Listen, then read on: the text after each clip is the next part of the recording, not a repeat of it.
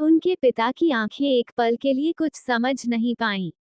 उन्होंने 2 कदम खिड़की के और पास आकर देखा। हाँ, वो सच में यशिका और चिराग थे। कुछ देर तक वो बस उन्हें देखते रहे। फिर उनके होठों पर एक थकी सी मुस्कान तैर गई। उनके भीतर जैसे किसी लंबे समय से बंद कमरे की खिड़की खुल गई थी। शायद अब सब बदल रहा है, उन्होंने मन ही मन सोचा। शायद अब वो यशिका, जिसे उन्होंने हमेशा एक सख्त और स्वार्थी लड़की माना था, वाकई बदल गई थी और वो बदलाव पूरे परिवार के लिए एक नई शुरुआत बन सकता था। आज का दिन पार हो गया, अगला दिन आया। सुबह की रोशनी के साथ ही यशिका तैयार होकर बाहर निकली। चिराग उसके साथ था। दोनों ने बिना कुछ ज्यादा बोले एक दूसरे को देखा और फिर कॉलेज के लिए निकल पड़े। कॉलेज के गेट पर जब उनकी एंट्री हुई, तो बहुत से छात्रों की नजरें उनकी ओर उठ गईं। आखिर चिराग पूरे 1 हफ्ते बाद कॉलेज आया था। उसकी गैरमौजूदगी ने सबका ध्यान खींचा था और अब अचानक यशिका के साथ उसे देखकर सब थोड़े चौंक गए। अभय, कबीर और समायरा कैंपस के कोने वाले बेंच पर बैठे बातें कर रहे थे। जब उन्होंने चिराग को देखा, तो कबीर और समायरा की आंखों में खुशी चमक उठी। कबीर तुरंत उठकर उसकी ओर बढ़ा और मुस्कुराकर बोला, अरे वाह, जनाब तो वापस आ गए। कहाँ गायब थे इतने दिन? समायरा भी पीछे से बोली, हमने तो सोचा था अब कभी दिखोगे ही नहीं। लेकिन अभय चुप था। उसका ध्यान न चिराग पर था, न बाकी दोस्तों पर। उसकी नजर तो यशिका पर जमी हुई थी। अभय अब भी चुपचाप खड़ा था, उसकी आंखें यशिका और चिराग पर ही थीं। दिल और दिमाग दोनों में उथल पुथल मची हुई थी। इतना सब कुछ होने के बाद भी यशिका चिराग के साथ क्यों आई? उसके इस सवाल का कोई जवाब उसे समझ नहीं आ रहा था। वहीं कैंपस के दूसरे कोने में खड़ी मन्नत भी दूर से ये सब देख रही थी। उसकी नजरें चिराग पर नहीं थी, न ही किसी और पर। उसका पूरा ध्यान यशिका और अभय पर था। अभय की नजरें यशिका पर टिकी थीं, और यही बात मन्नत के दिल को अंदर से कुरेद रही थी। उसका चेहरा गंभीर था, पर आंखों में हल्की सी जलन थी, एक असुरक्षा, एक हार जाने का डर। तभी पीछे से एक जानी पहचानी, ठंडी पर चुभती हुई आवाज उसके कानों में आई। जलन हो रहा है। मन्नत चौंकी, झट से मुड़ी और सामने खड़ा था करणवीर। वो उसी पुराने अकड़ भरे अंदाज में खड़ा था, लेकिन उसकी आंखों में आज एक अलग चमक थी। जैसे वो मन्नत को किसी नए खेल में खींच लाना चाहता हो। मन्नत को हैरानी हुई कि करणवीर उससे ऐसे बात कर रहा है, पर कैसे? क्या उसका स्पेल टूट गया? वो इतनी सीधी बात वो भी ऐसे कैसे कर सकता है? वो कुछ कह पाती, उससे पहले ही करणवीर ने 2 कदम और बढ़ाए और अपने 2 उंगलियां उसके ठुड्डी के नीचे रखकर उसका चेहरा हल्का ऊपर कर दिया। अब दोनों की आंखें आमने सामने थीं। करणवीर धीमे स्वर में, पर एक अजीब सख्ती और आत्मविश्वास के साथ बोला, मुझे नहीं पता तुम क्या कर रही हो, और सच कहूं तो जानना भी नहीं है। लेकिन एक डील करनी है तुमसे। तुम्हारी आंखों में साफ दिखता है, तुम अभय को पाना चाहती हो, और मैं यशिका को। तो क्यों न अपना ये गंदा खेल खत्म करो, और जो मैं कहूँ, वो तुम करो। दोनों को वो मिलेगा जो चाहिए। उसके लहजे में कोई इमोशन नहीं था, बस एक कच्चा सौदा था, चालाकी से लपेटा हुआ। मन्नत थोड़ी घबरा गई थी। करणवीर का यूं उसके इतने करीब आना, और फिर इतनी खुली बात करना, ये सब अचानक था। लेकिन उसकी बातों में जो संभावना छुपी थी, उसने मन्नत के दिमाग को झकझोर दिया। कुछ पल के लिए वो चुप रही, लेकिन फिर मन ही मन उसने सोचा, अब भी मेरे पास चांस है। अगर करणवीर अपने इरादों में सच है, तो शायद मैं अभय को पा सकती हूँ।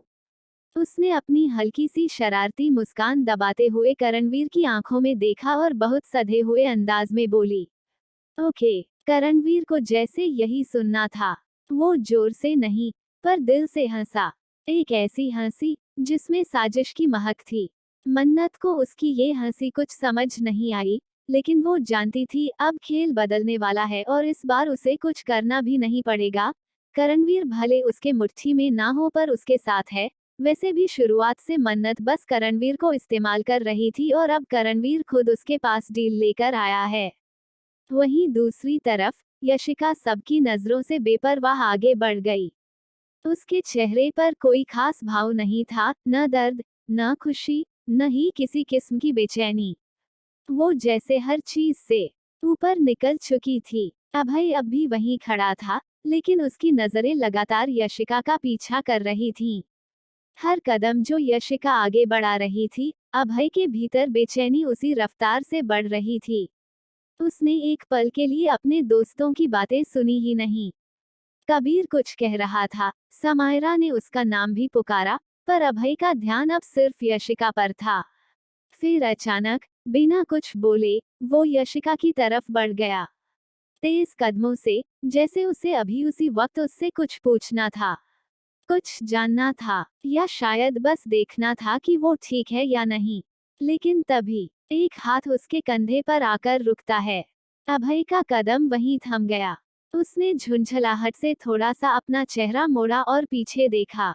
वो चिराग था। चिराग का चेहरा कुछ बोल रहा था, थोड़ी हिचक, थोड़ा डर, और बहुत सारा संकोच। अभय ने अपनी कोल्ड, भावहीन आंखों से उसे देखा। एकदम ठंडी और गहरी नजर, जैसे कोई बर्फीली दीवार हो जिसमें कोई सेंध न लगा सके।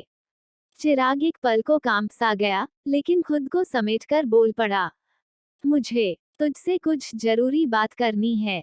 बहुत जरूरी। उसकी आवाज में साफ झलक रहा था कि वो किसी बात से डर रहा है, शायद किसी सच से जो उसे कहना है, या किसी नतीजे से जो उस सच के बाद सामने आएगा।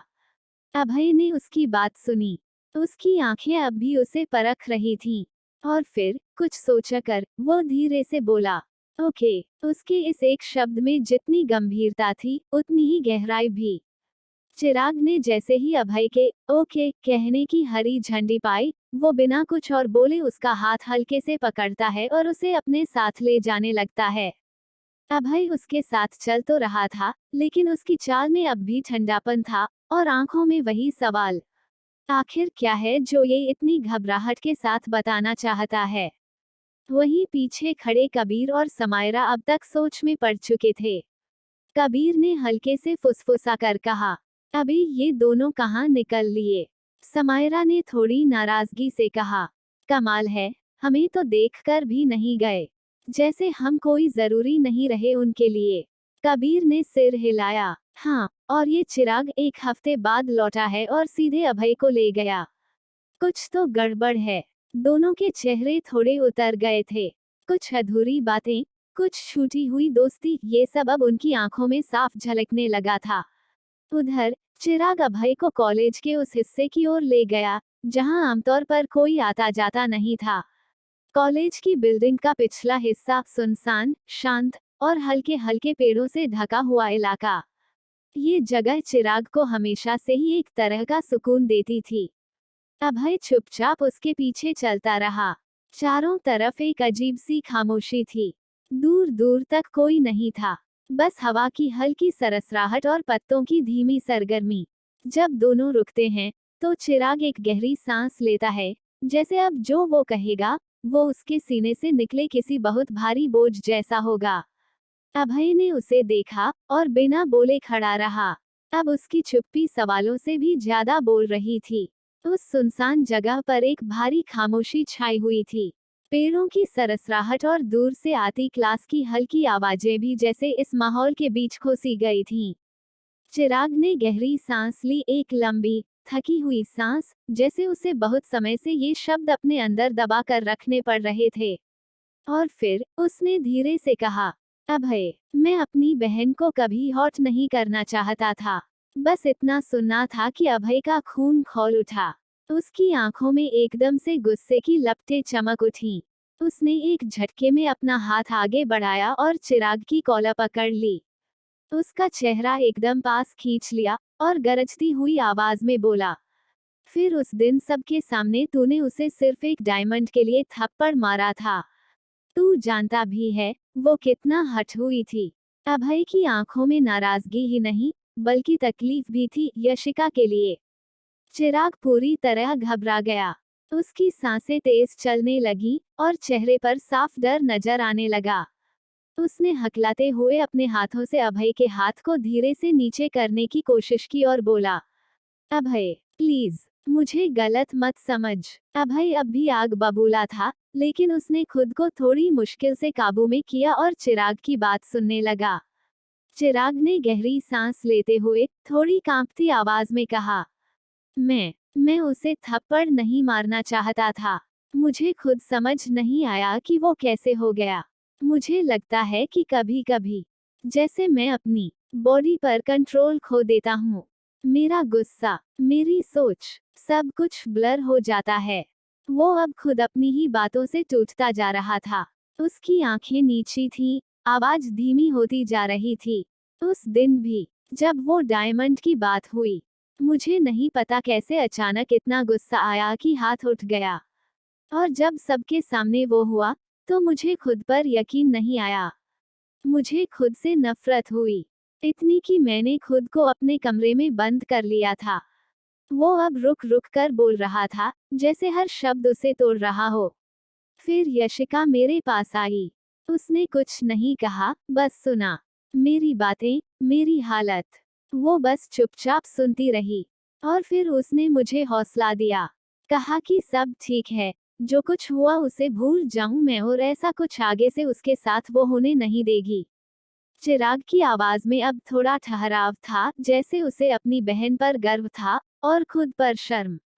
मैं उसी की बात सुनकर वापस आया हूँ कॉलेज। उद्धरण चिन्ह। अभय अब कुछ पल के लिए चुप हो गया। उसके भीतर बहुत कुछ चल रहा था, गुस्सा, शक और अब थोड़ा समझ भी।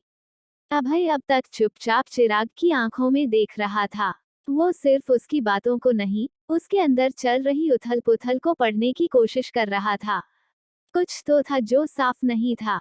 सब कुछ अचानक क्यों बदल रहा था? चिराग का ऐसा टूट जाना, करणवीर का अचानक से मन्नत की तरफ खिंचाव, फिर उसका एक्ट करना कि वो मन्नत को नहीं हमेशा से यशिका को पसंद करता आया है। इन दोनों के बदलने के पीछे कोई तो है। कोई छिपी ताकत, कोई छिपा खेल। अभय के भीतर ये बात अब लगातार घूम रही थी। वो अब भी चिराग की आंखों में देखता रहा और एकदम ठंडे, सधे हुए स्वर में बोला, इसके अलावा कुछ और महसूस किया है तूने? चिराग उस सवाल पर कुछ देर तक चुप रहा। उसकी आंखें अब नीचे झुकने लगी थीं, जैसे किसी अंदरूनी डर ने उसकी जबान को बांध दिया हो। कुछ पल बाद उसने धीमी आवाज में कहा, महसूस तो कुछ नहीं, लेकिन एक सपना है जो रोज आता है मुझे। अभय की भौहें तन गईं। कैसा सपना? उसने बिना समय गंवाए सीधा सवाल किया। चिराग अब और भी असहज हो गया। उसकी उंगलियां आपस में जकड़ी हुई थीं, जैसे खुद को रोकने की कोशिश कर रहा हो। यशिका ने मुझे तुझे या किसी को भी कुछ बताने से मना किया था, पर मैं पहले ही आधी बात बता चुका हूँ। ये सुनते ही अभय थोड़ा झुंझला गया। उसने सीधा कहा, तो अब पूरी बात बता भी दो, चिराग। अभय का स्वर कड़वा नहीं था, लेकिन उसमें बेचैनी साफ झलक रही थी।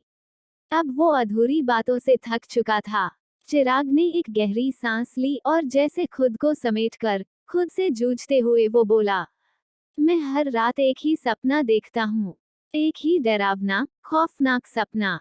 मैं देखता हूँ कि यशिका सबके सामने जमीन पर बेजान बैठी है।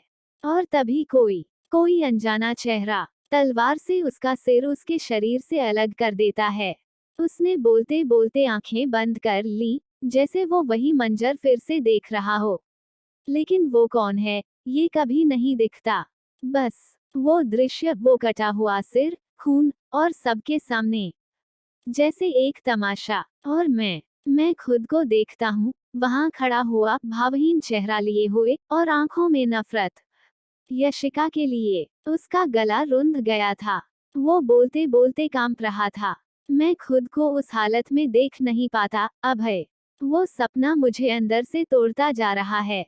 उस नफरत भरी आंखों वाला वो मैं नहीं हूँ, लेकिन फिर भी वो मैं ही हूँ। इसलिए मैंने खुद को उससे दूर रखा, यशिका से दूर। अभय अब एकदम शांत खड़ा था। वो उस हर शब्द को अपने जहन में बिठा रहा था। चिराग ने बात आगे बढ़ाई। जब मैंने ये सब यशिका को बताया, वो चौंकी जरूर थी, पर फिर जल्दी से शांत हो गई। उसका चेहरा अजीब था, जैसे वो कुछ समझ रही हो।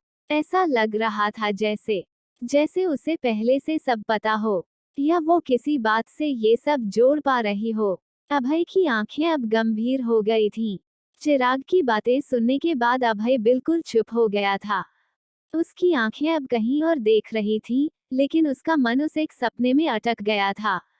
यशिका, तलवार, कत्ता सिर, और वो खुद, नफरत भरी आंखों के साथ। उसके जहन में अब कई परतें खुलने लगी थी, जैसे कोई भूला हुआ पन्ना दोबारा सामने आ रहा हो। वो खुद से सोचने लगा, इतना तो अब साफ है, ये कोई आम बात नहीं है। कोई ताकत है, कोई छिपी शक्ति जो चिराग और करणवीर को कंट्रोल कर रही है। दोनों में ये अचानक आया बदलाव, ये गुस्सा, ये उलझने, ये सपने, सब कुछ इत्तेफाक नहीं हो सकता। अभय की आंखें अब धीरे धीरे यशिका के जिक्र पर टिकने लगीं। उसके भीतर एक सवाल गूंज उठा, पर क्या यशिका को इस सपने से जुड़ी कोई बात पहले से पता है? क्या वो वाकई कुछ छुपा रही है? उसका मन अब और बेचैन हो उठा था। उसे महसूस हो रहा था कि वो किसी ऐसे रहस्य के पास खड़ा है, जो अगर खुला तो सब कुछ बदल जाएगा। उसी सोच में डूबा अभय धीरे से अपनी जेब में हाथ डालता है। उसने वहां से एक छोटा सा लॉकेट निकाला, पुराना सा, पर चमक अब भी बरकरार। एक अजीब सी गर्मी उस धातु से निकल रही थी, जैसे वो सिर्फ धातु न हो, कुछ और भी हो। उसने बिना कुछ कहे वो लॉकेट चिराग की तरफ बढ़ा दिया। चिराग ने पहले तो कुछ नहीं समझा, लेकिन जब अभय की हथेली में वो चमकती चीज देखी, तो उसका माथा सिकुड़ गया। उसने थोड़ी झिझकते हुए पूछा, ये लॉकेट किस चीज का है ये? और तुम मुझे क्यों दे रहे हो? उसकी आवाज में हैरानी थी, पर साथ ही हल्का डर भी। चिराग के सवाल को सुनते ही अभय थोड़ी देर के लिए चुप हो गया। फिर उसने चिराग की तरफ लॉकेट बढ़ते हुए अपनी आवाज धीमी लेकिन साफ शब्द में बोला, इसे पहन लो। अगर तुम्हें सच में ऐसा लगता है कि कोई ताकत तुम्हें कंट्रोल कर रही है, तो ये पेंडेंट उस ताकत से तुम्हें बचाएगा। चिराग ने थोड़ा झिझकते हुए वो लॉकेट लिया, फिर गौर से उसे देखने लगा। लॉकेट किसी आम चीज जैसा नहीं था, उसमें एक अजीब सी चमक थी, मानो वो किसी रहस्य को समेटे हुए हो। कुछ पल चुप रहने के बाद चिराग ने फिर से पूछा, लेकिन ये पेंडेंट तुम्हारे पास आया कैसे? क्या तुम पहले से इसके बारे में जानते थे? इस सवाल पर अभय एक पल को ठहर गया।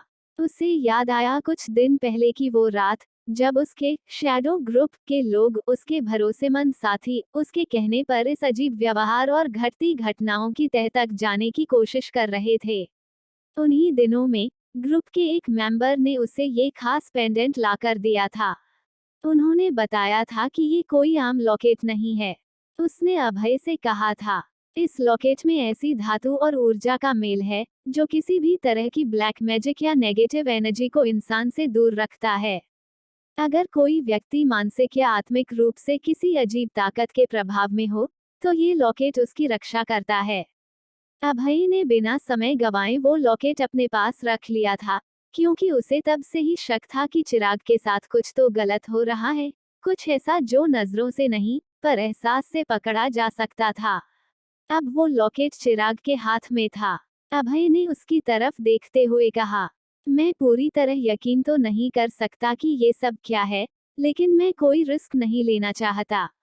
अगर ये लॉकेट तुम्हें उस अजीब ताकत से दूर रख सकता है, तो इसे पहनने में हर्ज क्या है? चिराग ने कुछ नहीं कहा। उसने बस चुपचाप लॉकेट को अपने गले में पहन लिया, पर उसके चेहरे पर एक हल्की बेचैनी अब भी बाकी थी। लॉकेट पहनने के बाद चिराग थोड़ी देर तक चुप रहा। अभय ने भी कुछ नहीं कहा।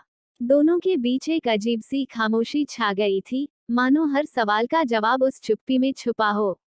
फिर कुछ मिनट बाद दोनों एक साथ क्लास की तरफ चल पड़े।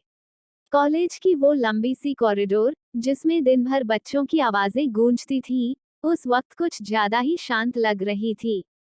चिराग थोड़ा आगे चल रहा था, जबकि अभय पीछे पीछे चला आ रहा था, खोया हुआ, सोचों में डूबा हुआ। क्लासरूम में पहुंचकर दोनों चुपचाप अपनी अपनी सीट पर जा बैठे। किसी ने किसी से कुछ नहीं कहा। प्रोफेसर क्लास में आ चुके थे, पढ़ाई शुरू हो चुकी थी, लेकिन अभय का ध्यान कहीं और था। पहली क्लास खत्म हुई, फिर दूसरी क्लास भी बीत गई, मगर इन 2 क्लासों के दौरान अभय ने एक बार भी अपना सिर ऊपर नहीं उठाया।